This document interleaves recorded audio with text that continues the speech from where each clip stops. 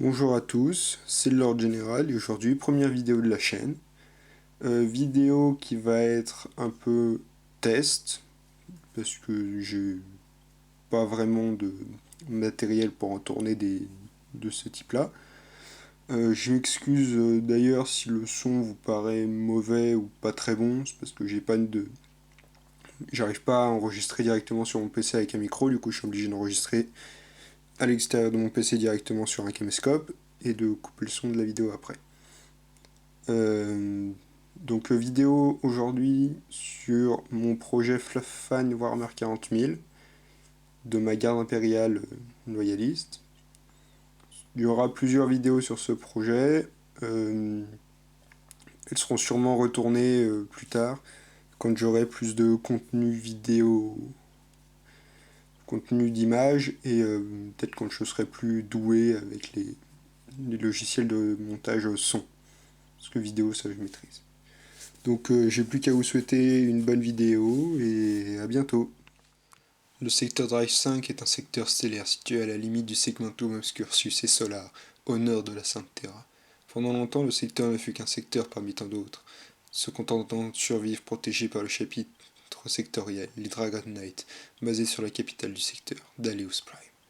Secondé par les légions Skitarii du monde Forge de Frax et les tribus Ogrines du monde sauvage de Krak, malgré ses forces importantes, le secteur faillit tomber aux mains des orques. Une immense vague, pour le prix d'assaut en l'an 700 du millénaire 41, menée par le Big Boss orc crève la dalle. Les forces orques lancèrent un assaut massif, direct, sur le monde capital, afin de se battre contre des Space Marines. Afin d'empêcher la chute d'un tel secteur situé aussi proche de Terra, le ministère Rome fit réquisitionner dans l'urgence une force de sauvetage constituée des régiments de la garde impériale. Malgré l'importance de la mission, les lenteurs administratives firent condamner le secteur. En effet, seuls 5 régiments furent présents au lieu de rendez-vous avant le saut warp. Ne pouvant plus se permettre d'attendre les ordres, le commandant du 105e régiment d'infanterie cadien prit le contrôle de la flotte et lança le saut warp. La flotte, alors constituée que de 2 régiments de Lehman Russ, d'un régiment de super lourd Shadow Sword et d'un régiment d'artillerie, se lança alors à cœur perdu sur son destin. À leur arrivée sur place, les forces spatiales du secteur étaient en proie à une bataille spatiale d'une rare violence. La flotte impériale et celle du Mechanicus luttaient en sous-nombre contre une immense flotte orque. En sachant qu'il lui serait impossible de poser sur la planète, ses troupes avaient vexé les forces des orques en position de siège et ordonna l'attaque de la flotte ennemie. Les 7 vaisseaux de la flottille firent feu d'un seul trait. La surprise fut telle pour les orques qu'ils entrèrent en collision les uns avec les autres en tentant de faire face à ce nouveau défenseur qui continuait à les pilonner. Ce qui se passa ensuite, nul ne sut vraiment si ce fut le fruit de la volonté des orques ou un accident causé par la bataille, mais une chose est sûre, le plus grand et puissant vaisseau orque se perdit dans le warp en emportant pas moins de 15 vaisseaux orques avec lui. Les troupes de secours furent déployées en intégralité au sud de la planète, tentant de prendre les orques par surprise, mais ces derniers ne répondirent pas à leur provocation, trop concentrés sur l'assaut de la forteresse monastère. Ces derniers ne réagirent que lorsque les débris de leur flotte couplés aux tirs de canon des navires impériaux commencèrent à s'abattre sur eux. Cette vision de la destruction de leur appui aérien poussèrent les Xénos à attaquer les forces de la garde impériale, afin de s'emparer de leurs appareils aéroportés et blindés, dans l'unique but de les retourner contre les Space Marines. Usant de stratégies diverses et variées, le haut commandement de la garde parvint à épuiser les orques et à les anéantir, tout en stérilisant leurs cadavres à l'aide de lance-flammes afin de limiter leur propagation dans le futur. Cette opération dérisoire mais essentielle ne serait que le début d'un vaste programme de nettoyage qui ne se terminerait qu'un siècle plus tard. À la fin de cette bataille, un navire de l'ordre de Hereticus fit son apparition au sein du secteur, cherchant à punir les hommes qui avaient sauté dans le warp sans autorisation. Mais le maître du chapitre fit tout ce qui était en son pouvoir pour préserver ses gardes impériaux qui lui avaient sauvé la vie ainsi qu'à ses hommes. Ainsi, les troupes de la garde impériale furent réaffectées au secteur de Drive 5. Ils devinrent alors protecteurs et protégés du secteur. L'organisation des régiments fut en partie revue afin de s'adapter au nouveau secteur de vie des gardes. Le commandant du 105e régiment cadien fut élu à l'unanimité comme Lord Général, et Garion Elvrain, de son vrai nom, fut élu afin de remplacer la mort du précédent Lord Général durant la guerre. Ce statut lui octroyait le pouvoir de commandement sur toutes les forces de la garde impériale du secteur.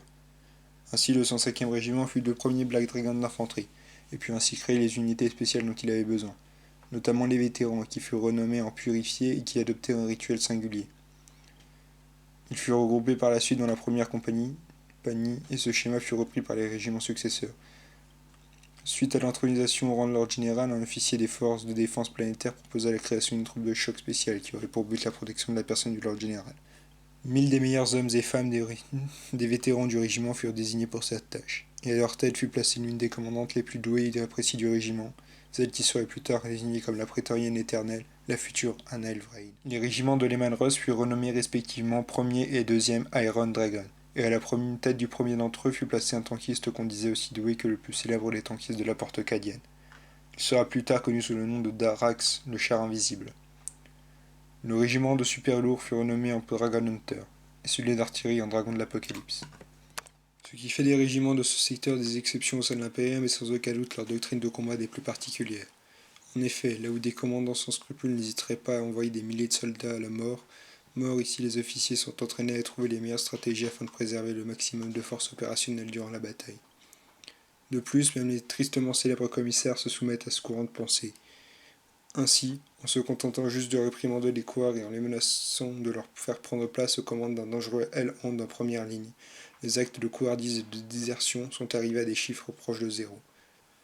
De plus, ces méthodes sont très peu utilisées du fait que les gardes soient formés par les doctrines cadiennes sur l'ensemble des 6 planètes des 12 que compte le secteur où peuvent être relevés des régiments de la garde impériale.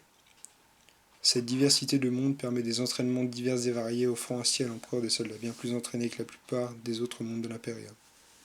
Les taux de perte sont comptés parmi les plus bas de tout l'Impérium.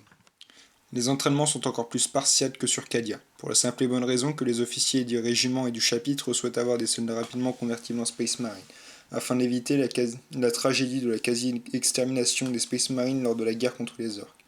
Même s'il s'agit du plus grand honneur que les gardes puissent recevoir, les places sont extrêmement limitées dû à la taille réduite d'un chapitre. Lorsqu'Abaddon lança sa terrible 13e croisade noire, seuls quelques régiments de dragons purent se rendre sur Cadia. Offrant leur vie pour ralentir l'ennemi, tous les gardes de ces régiments furent anéantis par les félons et autres abominations du Warp.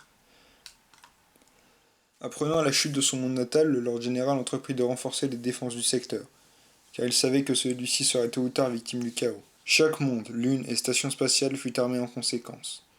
Les prisonniers du secteur furent utilisés en masse afin de terminer dans les délais les formidables bastions et autres forteresses imaginées par les ingénieurs défensifs. Malgré la relative efficacité des travailleurs, les forces du chaos firent leur apparition dans le secteur plus rapidement que prévu. La flotte impériale combattit ces hérétiques mais fut vite dépassée par leur nombre et leur force psychique. Les Space Marines du chaos, cherchant des adversaires à leur mesure, ne se divisèrent qu'en 2 forces distinctes, l'une d'elles se dirigeant vers le monde sauvage de Krak et l'autre sur le capital planétaire. La garde impériale usa de toutes les stratégies possibles afin de repousser les envahisseurs de leur monde d'adoption renforcés par les Skitarii de Frax. Mais les batailles ne visaient pour la plupart qu'à limiter le nombre de renégats sur la planète. Les hérétiques ne se laissèrent pas démonter et acculèrent les forces impériales aux portes de la forteresse monastère. La garde impériale forma un dernier carré devant la porte principale et tenut celle-ci pendant plusieurs jours, laissant le temps aux Space Marines pour contre-attaquer sur plusieurs fronts. Le premier répit que connurent les forces de la garde fut lorsqu'une maison de chevaliers errante fit son entrée dans le secteur, offrant une aide non négligeable à la flotte ainsi qu'au soutien terrestre. Malgré l'intervention des colosses de métal et autres gardes nobles, la situation se stabilisa lorsque la bande de guerre invoqua des démons pour contrer les chevaliers. Lorsque la situation devint désespérée et que seule la garde prétorienne et Terminator du Lord Général ainsi que du maître du chapitre défendaient encore la porte principale, la croisade Indominus entra au même moment dans le secteur, désintégrant la flotte du chaos en quelques volets de laser bien placés. Cette action permit la téléportation de nouveaux renforts Primaris aux côtés des derniers défenseurs du monde. Usant de tir orbital et des nouvelles armes développées par l'Adeptus Mechanicus, les forces impériales réussirent à détruire toutes les menaces chaotiques présentes sur la planète. Les décennies qui suivirent furent consacrées à la reconstruction du secteur, des régiments, du chapitre et à l'implantation de la maisonnée des White Knights au sein du secteur, sur le monde de Doran, lui fut offert en guise de paiement pour l'aide apportée durant la bataille. Lorsque le primarque ressuscité lança la croisade fulminata, les régiments répondirent présents à l'appel, et 20 d'entre eux furent envoyés pour défendre le secteur vénexian face aux forces xéno et hérétiques. Mais seuls 7 d'entre eux revinrent, dont le premier d'infanterie et le premier Lehman Russ.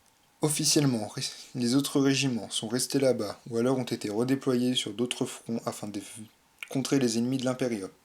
Mais cependant, personne ne sait réellement ce qui leur est arrivé. À l'heure actuelle, tous les régiments ayant découlé du premier Black Dragons ainsi que ce dernier sont toujours en train de servir l'Imperium sur divers fronts au travers de la galaxie, et chaque homme et femme, les composants, ont juré de mourir pour protéger le domaine de l'Empereur.